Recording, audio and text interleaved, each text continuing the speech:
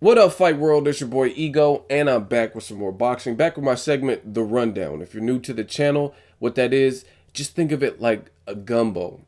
I just talk about all things surrounding boxing, and I give you like a lot of bullet points and quick highlights and different things so I don't have to make separate videos on each of these topics. Now, first, let me start off with tonight's fights, the True TV broadcast. I want to give my review for the main event with Jose Benavidez and Jorge Paez Jr. Now, it was a pretty one-sided fight. I think Jose Benavidez looked very dominant. The biggest thing that I have with him is I think he gives up his height and he chooses to lay on the ropes. And the commentators were talking about that. I cannot for the life of me understand why he would negate his best attributes or some of what could make him a problem. Like, you think of guys like, I know this is a little bit a division higher, but think of Paul Williams. Think about how Paul Williams thought, how he fought. He was a tall dude, very tall for the welterweight division, a high work rate. Now, I see Benavidez fight kind of in spots, and he always backs himself to the ropes. And it's just not a good look because it gives the presence that you're having a tougher time than you really were. If he would learn, I don't even know why he's doing it, to be honest, but if he would learn to utilize the ring a bit more and not rest on the ropes as much, then his performances would look, in my opinion, more masterful. But even though he dominated the fight, he just spends too much time on the ropes, and that's why you got decisions like the Mauricio Herrera versus Benavidez Jr. performance. A lot of people, including myself, think Herrera won that one.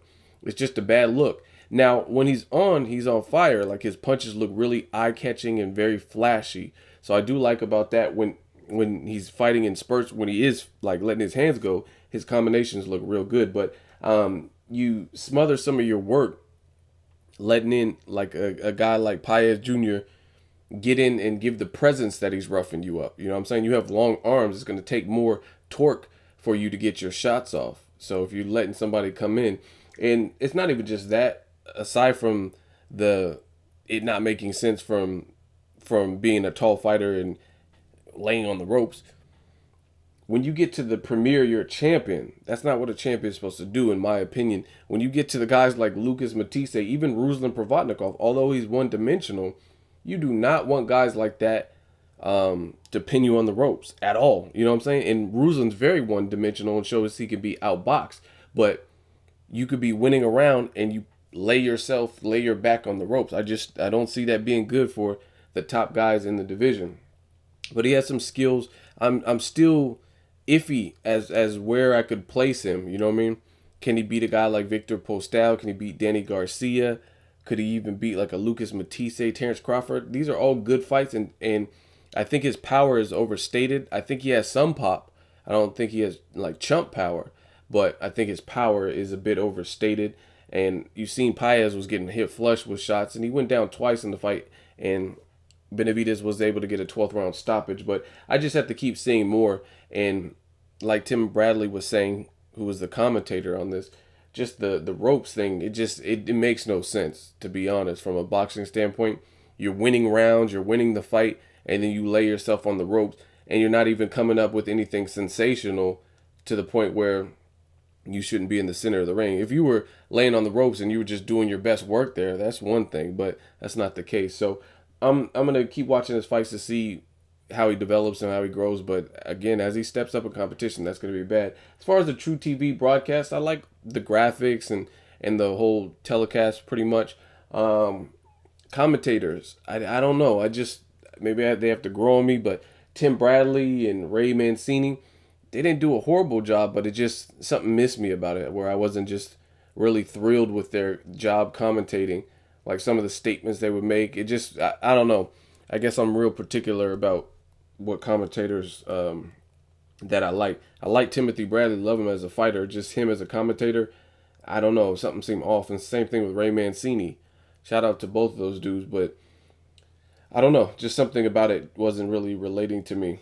In other news, Evander Holyfield fought Mitt Romney, as you guys can see on screen. Mitt Romney's getting busy. He's letting them hands go. His hands are lower than Roy Jones Jr. in his prime. And this was all for charity, so that's good to see him join forces for a good cause. I don't know if you guys remember when Mitt Romney caused Manny Pacquiao to get knocked out. When he went to the fourth fight, I think everyone was saying it was bad luck Romney. And finally, this is a fight that's coming up that I really want to see. June 20th, Hassn Nadam versus David Lemieux. Now, it's a good fight. As far as Hassn Nadam, we've seen him in there with two big punchers in recent memory. Peter Quillen, who knocked him down a gang of times, maybe 6 times in the fight. But he showed a lot of heart in that fight. He was also in there with Curtis Stevens, and Stevens just could not get off and couldn't get past just the overall boxing clinic and just the fundamental boxing that Hassn Nadam had placed on him. Now, you got a guy like David Lemieux who had some career setbacks, like losses to guys like Marco Antonio Rubio, got stopped by him.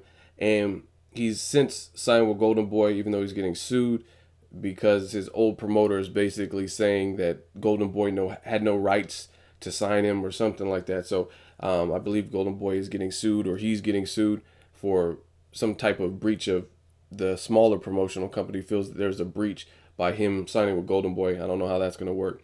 But as far as his career, he's had a resurge and a resurrection after he beat Gabe Rosado in the States. So he's a fighter from Canada, and he came out to New York, fought Gabe Rosado, and that was kind of Gabe Rosado's backyard, Gabe Rosado being from Philly, and they fought at the Barclays, if I'm not mistaken. So it was a good performance in that particular fight.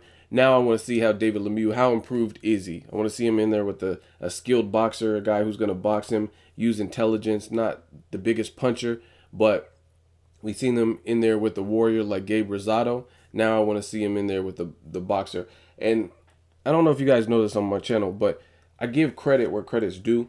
And one thing I love to see is I like to see evolution in a fighter. You know what I mean? I'm not just going to hold it over his head that he took a loss to Marco Antonio Rubio, someone at middleweight that Triple G mowed through with no problems.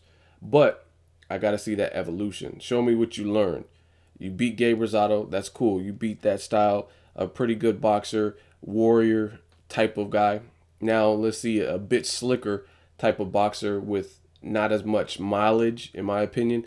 I don't think Hassn Nadam, even with his knockdowns in the Peter Quillen fight, he also gave Quillen a run for his money too. So I don't think he has as many tough wars and mileage on him like a guy like Gabe Rosado. I mean, Gabe Rosado, he was in the BKB. He got beat down by Triple G Golovkin, Peter Quillen. He had a close fight with J. Leon Love, which I thought he won.